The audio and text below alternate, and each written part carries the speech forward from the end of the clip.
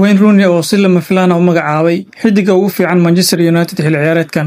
Xilliga Manchester United Wayne Rooney ayaa u magacaabay Bryan Mbeumo ciyaaryahanka ugu fiican kooxda xilli ciyaareedkan, isagoo qirtay in weeraryahanka reer Cameroon uu ka dhigay mid qaldan tan iyo markii uu yimid Old Trafford xagaagan. Manchester United ayaa Mbeumo kula soo wareegtay lacag dhan 65 milyan oo pound, waxaana 26 jirkaan uu dhaliyay gool muhiim ah kulinkii ay 2-1 kaga adkaadeen Liverpool xalay. Rooney oo la hadlay BBC podcast ayaa yiri: aniga ahaan Mbeumo wuxuu ahaa ciyaaryahanka ugu muuqda kooxda Manchester United xilli ciyaareedkan, inkastoo uu shaqo adag qabtay weli si buuxda looma abaalmarin dadaalkiisa.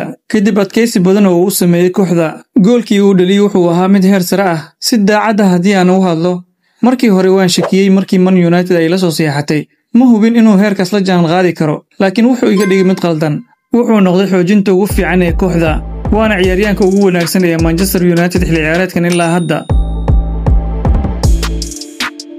intaas ayaan ku soo gabagabeynayaa warbixintii koobneed ee aan ugu hadlayay wararkii ugu dambeeyay ee kubadda cagta. Haddii aad ilaa dhamaadka muuqaalkan la soo gaartay, ha ilaawin inaad muuqaalka like saarto, sidoo kalena aad sii share gareyso. Haddii aad nagu cusubtahay nagu soo biir oo ka mid noqo asxaabta nagu xiran. mahadsanid.